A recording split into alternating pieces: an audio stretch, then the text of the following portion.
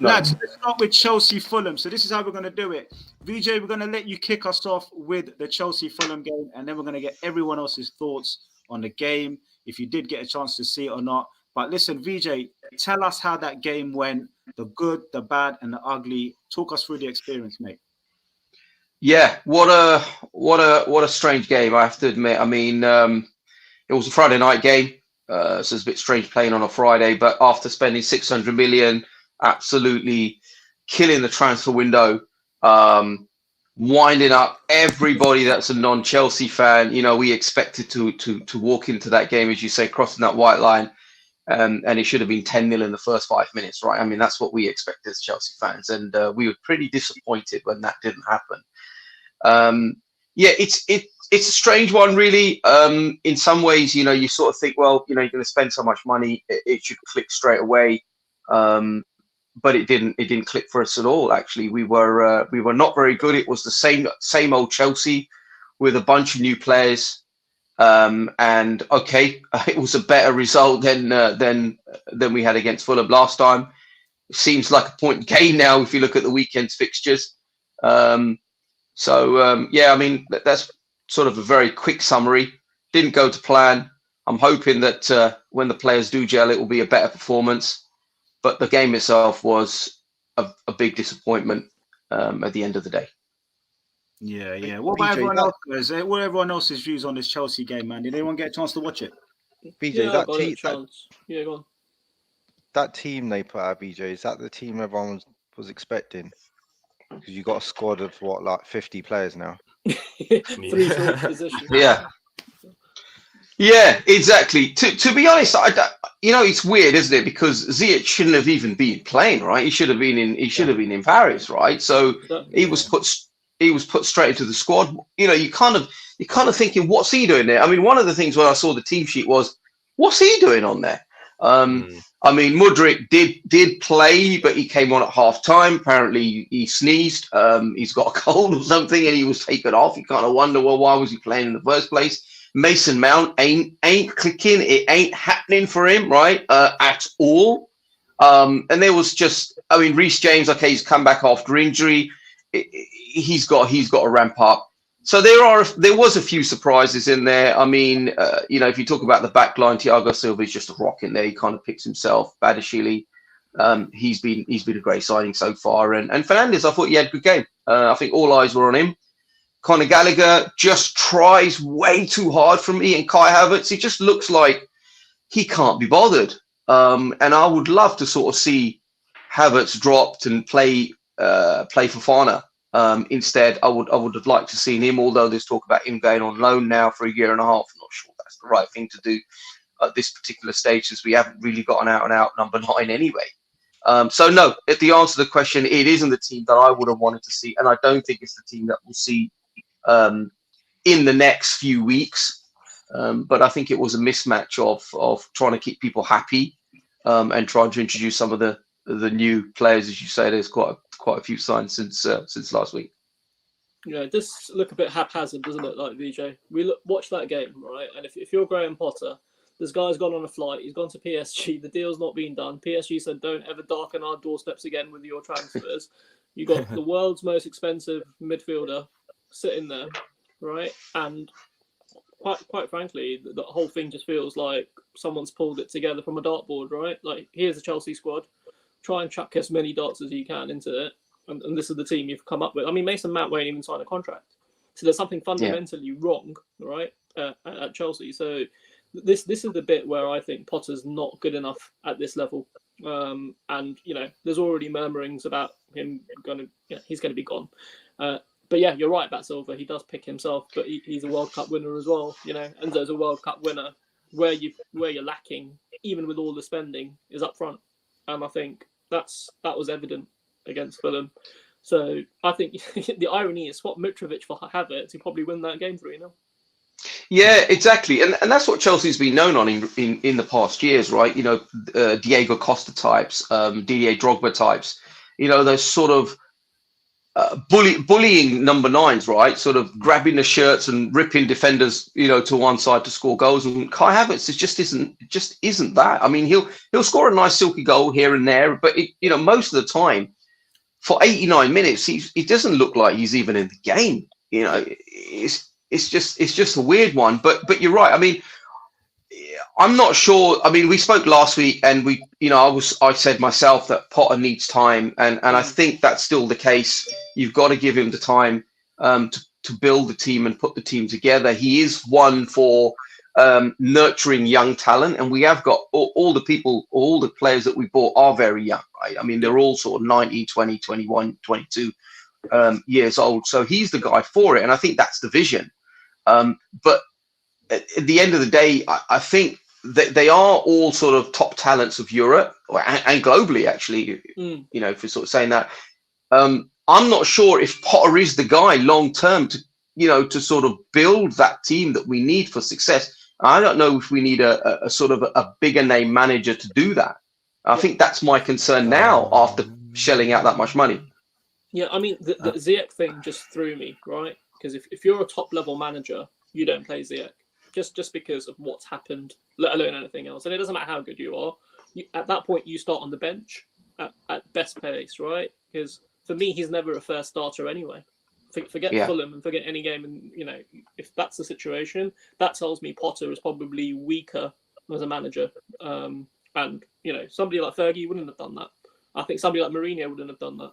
So let's see how it pans out. What about you guys? What did the others think? I think Sage wanted to get something in for.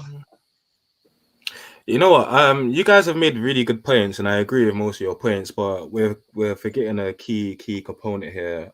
Felix is still banned, so once I feel like Felix comes back into that Chelsea squad, I really do truly believe Chelsea are going to become dangerous again.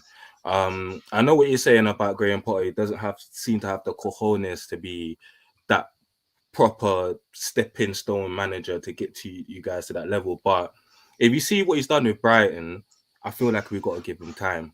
Like, Brighton's a very good example, and they've got a tradition and a culture now that they've adapted to, that once he's gone, they're still doing their business. They're still getting the players in that we have never heard of. Like, what's his name again?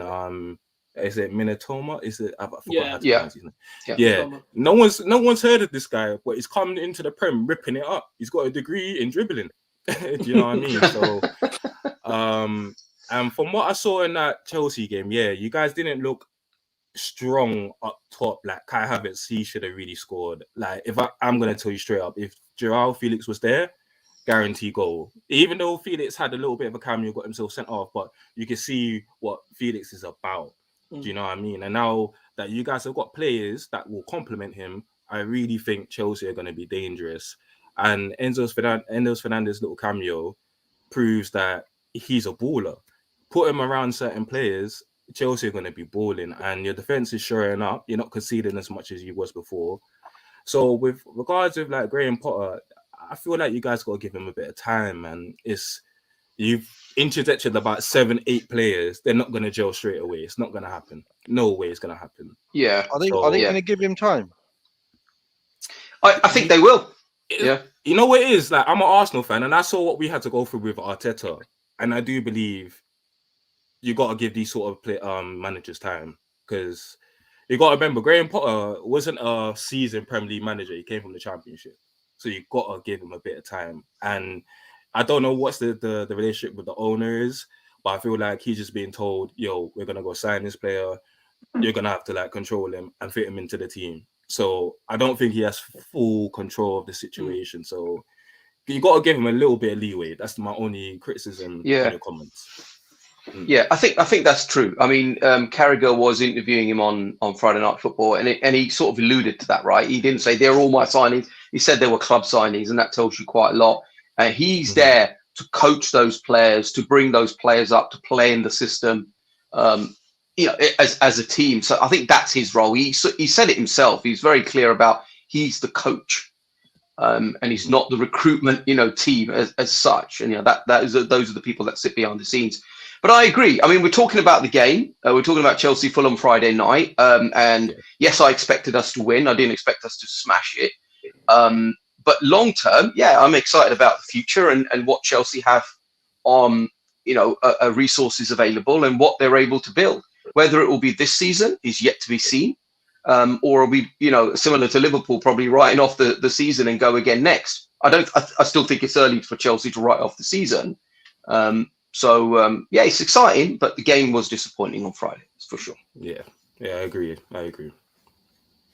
Hash, what's your views on Chelsea, bro? As in, like, do you think that Potter's going to turn it around, or do you think they're doomed and he's not the right man for this job? Because there's a lot of egos in that dressing room. There's a lot of money in that dressing room. There's a lot of superstars, global superstars, internationals, and there's going to be people that will say, "I should have played." People look at Ziyech and say, "Why did Ziyech play? My man was on a plane 48 hours ago, whatever it was." You got, I think you have to give the manager some time, but it can go one in two ways. I'm in two minds at the moment because, like I said, when we started Arteta, we finished eighth first. First 2 seasons, we finished eighth. So you have to give him some time. You have to let him rebuild. Because you spend a lot of money. You bought like 6, 7, 8 players. They all need to gel together, build that chemistry. Like I said, Felix needs to still come in, and once that chemistry builds, I think next season they'll do wonders. I think next season is the one. This season, just play together as much football as you can. They also got Champions League as well. So the thing is, guys, Riggs, and I'll ask you this: was Graham Potter that good? Because he left Brighton, and Brighton didn't get any worse. They lost some of their best players to Chelsea, Cucurella. They lost other players in the Premier League, and they're still smashing it. So really, was Potter the great manager, or is it that they've just got amazing players? I mean, do you get what I'm saying? Is Potter as good as it looks now, considering Brighton are smashing it and Chelsea are left with an average manager? Or do you think that they have got the right man and they should back him? How do you look at it from that point of view? It's a good point, man, but it's just it's still so early. But my concern for him is, like Beej was saying, those signings, how many of them were his? And at Brighton, I don't think it was like that. Everything sort of probably went through him. He had probably yes or no on everything. He's in effect running the club how we'd expect a traditional manager to be doing it. Now you come to Chelsea and it's like, here you go, deal with this. So I'm not sure, is he going to be able to build how he'd want to typically build things? And then in terms of time, I don't know what the expectation is from like Chelsea's owners. Is it not you need to get Champions League this season, or is it if you finish 9th or 10th, that's all right? I don't know.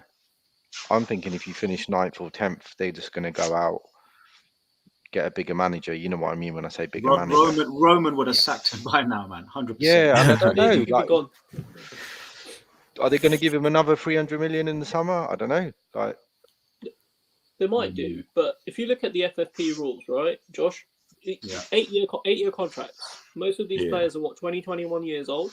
Most of them are unproven. Yeah, you could have bought that Mudryk for about 1 million 24 months ago. Nobody would have blinked an eye. Yeah, he's gone over for like 86 odd million. So the fact that they're going to close this loophole, but they're going to do it after Chelsea have managed to sort of, exhaust it. You're in a situation where they're probably, some of them are bang average players, right? Like the kid from PSV. We don't know how good he is. They've just signed him and they've popped him into the team. Now, it's going to be interesting. I think that the players that they're signing is almost like just moving money around. It's almost like they're not at that level to be signed. And the one that they should have signed, they've got on loan. So, even though you can build around Felix, you can build around him for 6 months. And then... I mean... you got a point. Sorry, G. Yeah, I was just going to say, I mean, Felix, I mean, you're right. Felix is on a loan right now, but there is a feeling that could become permanent. There's a sort of... an agreement on the player side that he would want to stay long term if it works out. I mean, it could all go pear-shaped, right? And he might think, get the hell out of here, right? And that could happen. But if we build something towards the end of the season where you see the team is gelling, it's connecting, and we're going places, and next season looks really exciting, he could be another one to stay. Yeah. And he's again fit in the mold, isn't he? He's young. and he's talented. He's world class in certain respects. So yeah, you've got a really good spine there, I think. But again, defense probably needs work as well, because Thiago Silva, bless him, I don't know what they put in his Weetabix, but the guy, he's there every game. Yeah, I was going to ask you, VJ, right, on this this new amortization buying method, spending model, whatever you want to call it. Is there a risk of having deadwood just sitting there and players not wanting to sort of move on? Because I just wonder who's in the better seat here, the club or the player, and even the manager, if we take into it, because a manager could be stuck with players. So I look at the club and I think, right, you got your Renzo. I don't know what's he on a week roughly. Do you know his wages? I don't actually, but yeah, I don't know what he's on actually. To be fair, I'll be working for the list of players. Yeah, if he's on a longer contract, he's likely to be on lesser wages, because obviously that's the whole technique. Yeah. I think what's his name? Mudrik's on 100 grand a week or 97 grand a week. It's about 97. Yeah. 97. Yeah. Does this not leave the player a little bit stuck as well? Because the Bosman is what works for the player. Look at Harry Kane now. He's suddenly in the driving seat this summer, and Levy can't. Levy's got to take a good offer if it comes. So is this going to take away player power? How do you see this panning out? Because this is completely brand new, it's untested. I heard he does it in America in the baseball stuff and all that, but that's a different business altogether. And that's probably the norm there. Over here, I'm just wondering, and this goes out to everyone, where's this going to leave the players? Because if I've got an 8-year contract, yeah, I could call it a retirement from one angle, but from another angle, if I want to push for a move, what power do I have? Do you know what I mean? The club could just hold me ransom for 6-7 years on that contract. Yeah. Yeah. And I think G spoke about this or mentioned something on this last week. Yes, it's something that he's done, in his other ventures. He's obviously looking to build something at Chelsea where he can bring the value of the club up. Right? They paid $2.5 billion for the club, I should say, with a pot of money they needed to invest back into the first team, men's first team, women's infrastructure, etc. They're clearly, doing that right now, and they want to build the value up so it's worth, 5-10 billion in X number of years' time. But this is no different, right, to any team signing a bunch of players. Okay, we've signed quite a few players. At the end of the day, these are top talents, right? These, with respect, is not something like, a Weghorst, right? Which is probably, it is great for the short term for United, but he's not the long-term answer, right? So you would think that these players that we've signed, okay, I'm not saying that every single one of them is going to be, a superstar, but they're going to want to play. They're 19, 20 years old. They're professionals already at this point. They've joined Chelsea Football Club, which is a, Premier League top division in the world. Every player wants to come and play. They're going to be worth something at the end of the day. And yes, it's a risk. I do think, yes, it's a risk, but at the end of the day, I don't think we're going to be left with, 10 players on the bench who's just sitting there thinking, I'm 23 years old. I'll see this out for another 7 years or whatever it left on my contract. And happy days and never play again, or be okay playing a game in a Carabao Cup or something like that. So yeah, it is a risk. It's to be seen. It's very interesting. There's a lot of eyes on it, right? A lot of people are looking at it and think, well, you signed a load of players, but if we had signed all those players over, let's say, 2 or 3 transfer windows, would we be asking the same questions? Probably, but I don't think as loudly. And other clubs have done it, right? Let's be honest. Man City did it, and Blackburn did it back in the 90s. It's not totally unheard of. And I think what's interesting here is Josh's point around the player power piece. If you fall out with one of these players, what do? You just stick in the reserves for the next 8 years. Do you see? Like that's the other piece. And if the manager changes, and he might not be the cut of the jib, if you bring in Jose Mourinho, who likes to spend a lot of money and win leagues, he might not want half these players. Then you're stuck with them. So what do you do? Yeah. I think these are all valid points, and I think when you've got players, you've got that many players, you're going to ask the question, But I was looking at something the other day, and I think Chelsea right now, I think Josh, you've got it on there. I've got 33 players, right, which is 2 to 3 more than what United have got and City have got. I think it is. I can't remember now. I might be wrong with the City one. So yeah, there are a lot of players, and a lot of players you would say that want to be playing, where maybe someone like United, those 29 might not be pushing for first team places every week, but I think every one of those players that are signed probably want to be playing.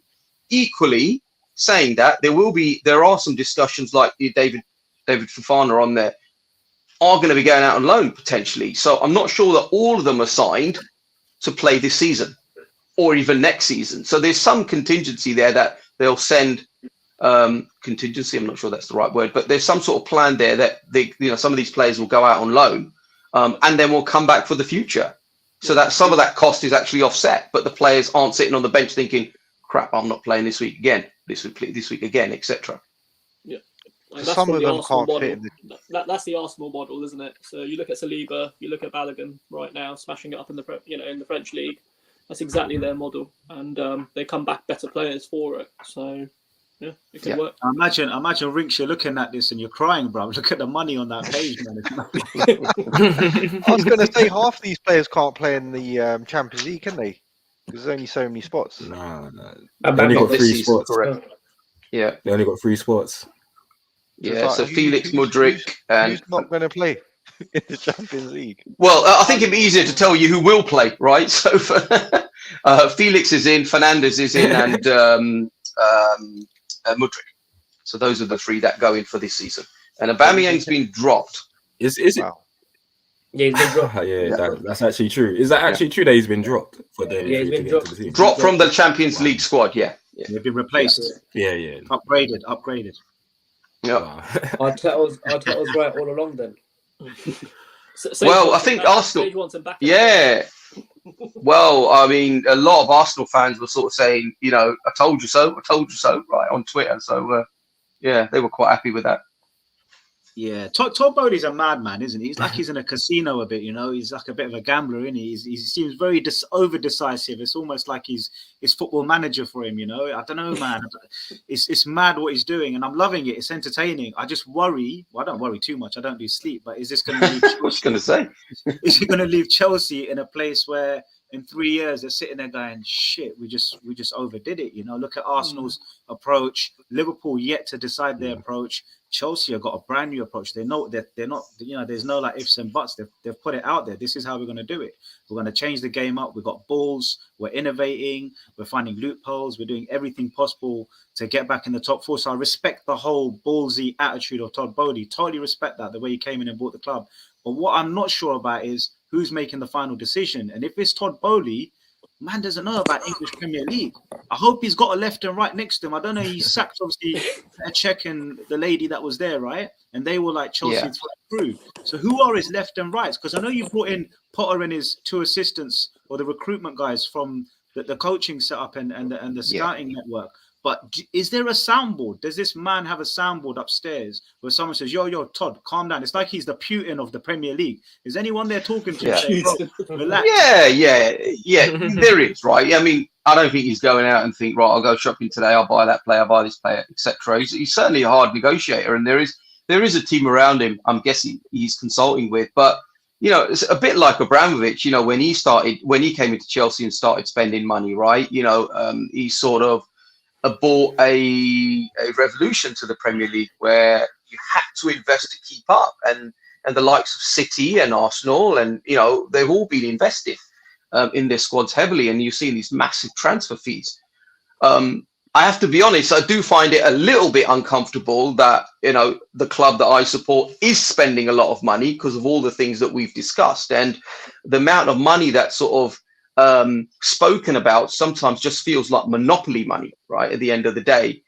So yeah, it could fall flat on its face, and it'd be scary to think what would happen if that was the case.